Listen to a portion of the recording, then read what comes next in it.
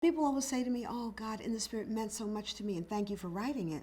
I was really writing it for myself. I was writing about what I was trying to know.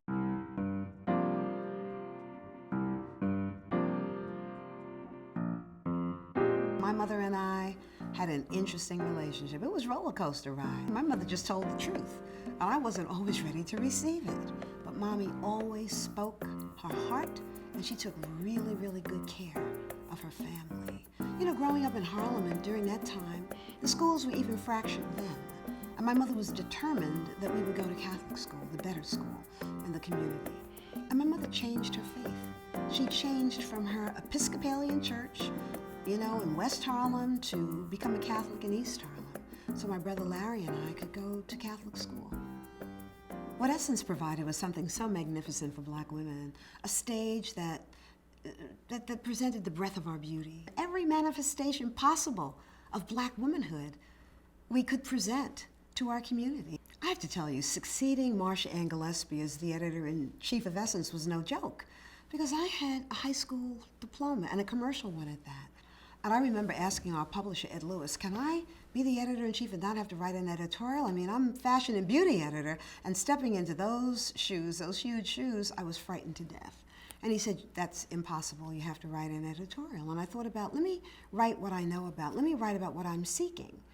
And that's how In the Spirit emerged. I have a daughter, my Shauna. Having to run home to her every night as a single parent, my first marriage ended when she was 6 weeks old, gave me the discipline that otherwise I would not have had. We're talking about the crazy 70s, and everybody was hanging out after work, having a good time. I had to go home, get the baby, cook dinner, and do all the things that, you know, parents have to do. People have this image of me, and people will put you on a pedestal, you know, if you're well known. She sees the warts and the wounds and the missteps and everything. Parents aren't always wise, and we're not always right.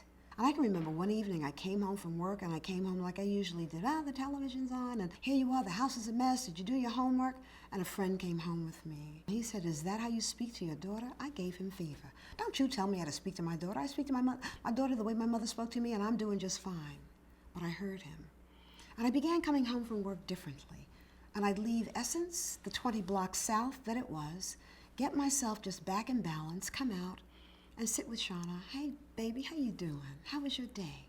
We have to really give ourselves fully to our children, even if it's for 10 minutes every day, where we ignore what is ringing and buzzing and all the things we think we have to do. So we are fully present. When I read that 80% of Black fourth graders are reading below grade level, I said, oh, I have to plan my exit. Took me a year, left Essence. Today, it's 86%. Under-resourced schools, fractured communities, pipeline to prison. We can't allow it. You can know your holy books backwards and forwards. The Holy Spirit, no matter what we call God, Allah, Jehovah, Yahweh, the divine intelligence in the universe, and all of our wisdom books are saying the very same thing.